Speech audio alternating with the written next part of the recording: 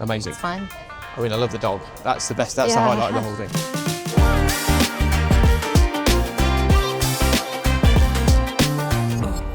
Welcome back to Motorsport.com's review of the F1 movie. My name is Emily Selleck and I'm joined by Ben Hunt and Mark Mann-Bryans. Now, we had a special preview screening last night just for media here in Canada.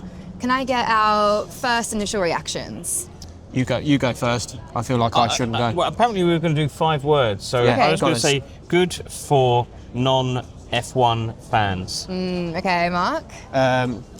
Not good for anyone watching. Oh, wow! All right, now that's a bit of a preview of what we're going to get here. Hang on a minute. Right, so you've already made your mind up. I've very much made my mind. I think we're coming on to it later, but you will understand that I've got a few issues with a few bones of contention. Well, I do actually. I mean, Emily. I mean, we were enjoying his little tantrum last night. Yeah, weren't we? Mark was sat between us both in the cinema, so He was I couldn't furious. escape. I couldn't escape. Look, let's start with you, Ben. Yeah. What did you think about the racing? 'Cause that was really sort of the centerpiece, the showpiece, if you will, of this film. Yeah, I mean, a lot has been made on the technology that's been used. The director's obviously done some great movies in the past, and obviously the Top Gun filming sequence. They were looking to implement some of that technology and bring it across to Formula One. What they've actually done is got stuff which is even better. We've heard lots of talk about mounting points for cameras, etc. It's kind of out of our world, but we do understand it. But what they've actually done is, yes, produced a very high quality section of racing scenes.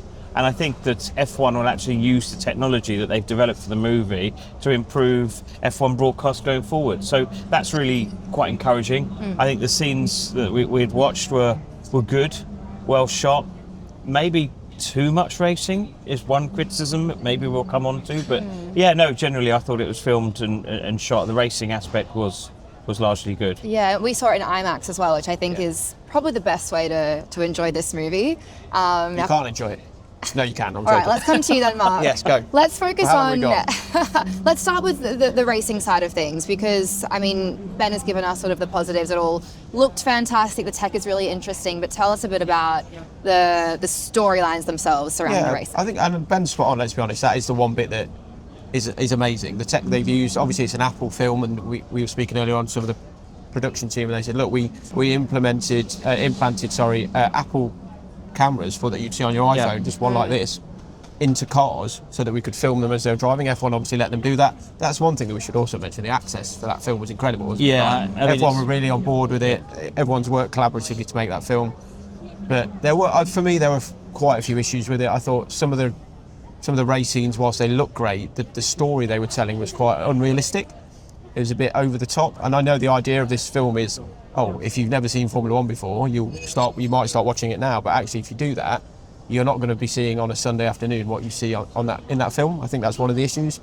Another couple of things that niggled me slightly were, so Brad Pitt's lead character, Sonny Hayes, comes back to F1 after 30 years away or whatever it is, but actually he's getting applauded all the way through for basically cheating. He's crashing into cars on purpose. He's holding up cars on purpose. If he was Max Verstappen, he'd have 12 penalty points already.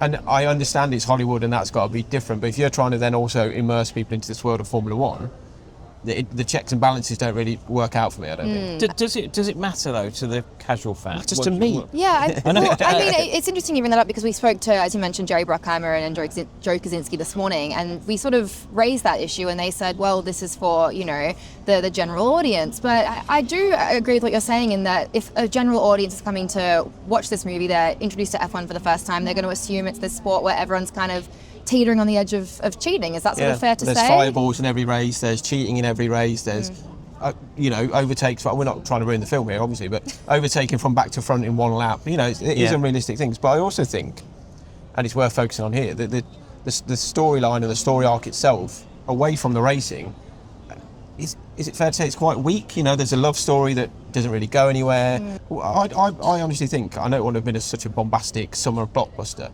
If they'd have done a 10-part Apple TV series where each race is an episode and things like that, they could have got properly into it. But if it was because it's had to go out as this marquee 2.5-hour film that's coming out over the summer that's going to bring people into F1, there's not much to love about that film, I don't think. I think it's for a different audience though, isn't it? And this is what we keep saying. It's not for us, and I think that we were being a little bit critical because that's just our nature. We are cynical. We're cynical Brits and an Aussie. And I just think we're just cynical and maybe we are giving it a bit of a rough time.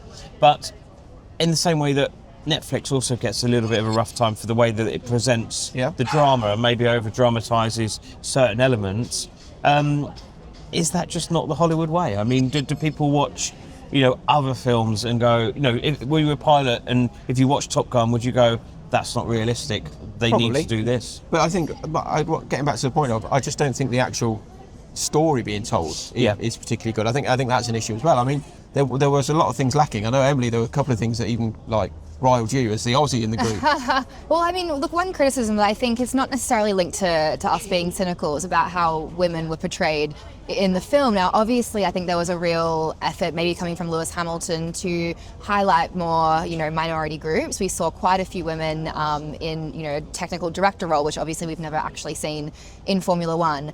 But I think they kind of, they went to this extreme and then kind of shot themselves in the foot a little bit by having the technical director be the love interest. And instantly as well. Instantly. And as you pointed out, I mean, she designed the car, the car's at the back of the grid, and then as soon as Brad Pitt gives his feedback, all of a sudden, the car is flying. And we saw a female member of the pit crew just making really basic mistakes. And I think, it was obviously a great storyline in terms of her growth throughout the film, but did we need to have every female character kind of showing weakness, if you will? Well, I don't even think that character had a name. If correct me if I'm wrong. I think the wheelgun girl. She probably did, but wheelgun girl might be her name. But it was just almost like they added another character in there, and it was just quite reductive, wasn't it? Yeah. I think there were a few elements as well. Just on the side, there was, Going over to the dark side. No, I'm not coming over to the dark side, but I'm saying there was a lot of underdeveloped storylines, which is probably where the weakness was. It was.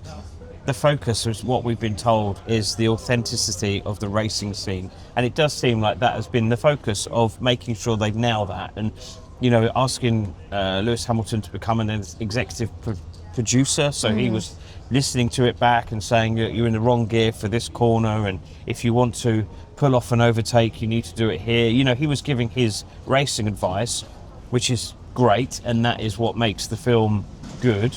But it was the storytelling and the other bits that were really weak, and it's a bit of a shame that we're just left empty with those elements. Yeah, a few strands that just didn't really go anywhere. And I've written a review for the Autosport magazine, and in that I put that when you're introducing this whole fake world, and obviously the real drivers are in it, not in it as much as I thought they would be actually. There's not as many interactions with the drivers as I thought, but we're creating this entire team, Apex GP.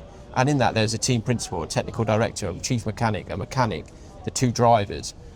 That world of 2.5 hours all of a sudden is tiny for you to develop these characters that we're then meant to care about their progression through the film. So what you're saying is you want another...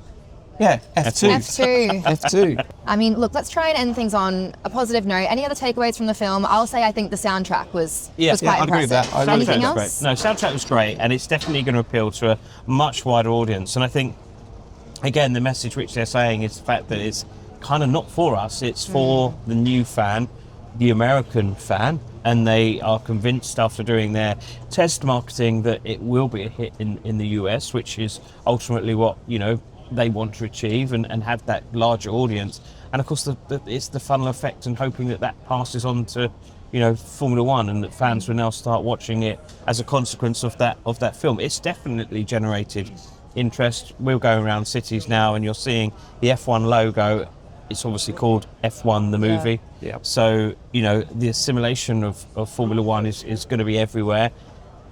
That's good. That's good for the sport. Even if the reviews are negatives like Mark, it's still getting F1 out. I completely agree with that. And I know we're going to close here about talking whether we think it's going to be a success, and I think actually that's somewhere where we're all agreed, because it doesn't have to be a good... We know that from history, you don't have to have a good film to have a success. It's got Brad Pitt, it's got a big budget, it's been quite well reviewed in the early days when it's been seen. It's been in production for so many years that a lot of people know about it. It's coming out in the summer, which makes a big difference in the UK, of course. But here in North America, they want it to be big, and I think it will be. It is that kind of thing. That's the reason you go and get Brad Pitt to play the main character, isn't it, Emily? Like, Yeah. it will be big regardless of what I say or what the reviews say or anything like that, I think. It's going to make money, I think that's for sure. And as we said, it's not for us. I'm personally very curious to see what entertainment critics think of the film. But look, thank you so much both for your time.